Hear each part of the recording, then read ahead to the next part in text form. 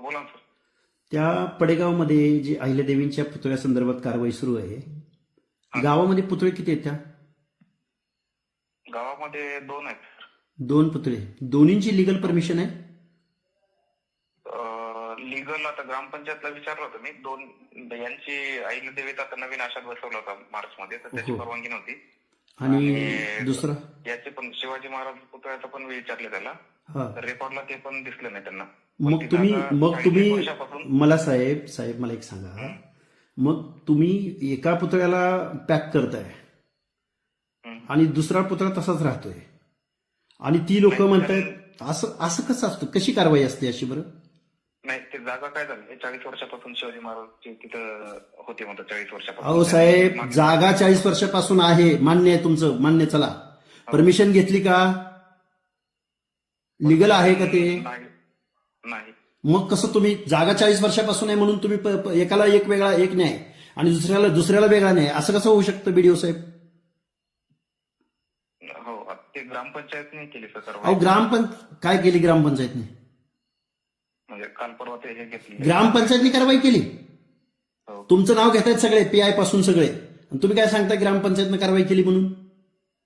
नाही, आता स्थानिक प्राधिकरण असल्यामुळे अहो, ग्रामपंचायत. स्थानिक प्राधिकरण म्हणजे त्या लोकांना 100 150 लोकांना पिंजऱ्यामध्ये भरून नेणं ग्रामपंचायत कार्यालय करते का ही कारवाई? पण एका पुतळ्याबद्दल एक न्याय आणि दुसऱ्या पुतळ्याबद्दल दुसरा न्याय, असं कसं असू शकतं बरं प्रशासन? मी सीएम ना आता मेल करतोय, मी सगळ्या लोकांशी बोलतोय, मी उद्या येतोय तिथं. असं कसं चालेल बरं? आहेत का परवानग्या? असतील तर सगळ्यांना न्यायानं बसवा आणि तुम्हाला कारवाईच करायची तर सगळ्या पुतळ्यावर कारवाई करा ना. ग्रामपंचायत मार्फत आपण त्यांना. अहो, ग्रामपंचायतीला कुणी अधिकार दिला अशी कारवाई करायचा? मग एका पुतळ्याला बरं ग्रामपंचायतीनं केला, मान्य आहे, ठीक आहे. लोकल बॉडीनं केला, ठीक आहे, मान्य आहे. मग एका पुतळ्यावर ग्रामपंचायत कारवाई करते आणि दुसऱ्या पुतळ्यावर कशी काय करत नाही कारवाई? आणि त्याला परत पीआय बीडीओ तुम्ही सगळेजण प्रशासन साथ देता, त्यांना भीती घालता का लोकांच्या मनामध्ये? 100 पोलीस घेऊन जाऊन तिथं रात्री अपरात्री बायका माणसांना तिथनं उचलताय तुम्ही? हे कसं काय असू शकतं सांगा ना बीडीओ साहेब? नाही सर, ते काय केलं आपण, त्यांना जागा पण दिली पुतळ्याला. अहो, जागा देणं त्याच्याबद्दल आमचा वाद नाही. पुतळा महापुरुषांचा बसला पाहिजे का? बसला पाहिजे, त्याच्याबद्दल आमचं काही दुमत नाही.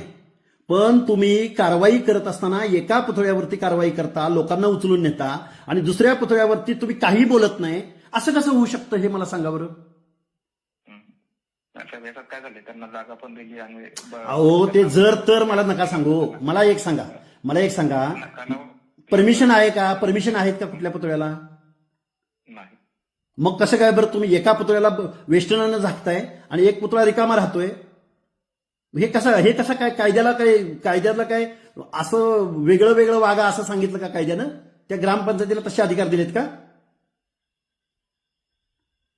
मी सीएम साहेबांना मेल करतोय, मी एसपी साहेबांशी बोलतोय, कलेक्टर साहेबांशी बोलतोय आणि मी वेळ पडला तर मी उद्या तिथं येतोय. साहेब, असं नाही चालणार. तरीही कव्हरेज.com या ऑडिओ क्लिपची पुष्टी करत नाही.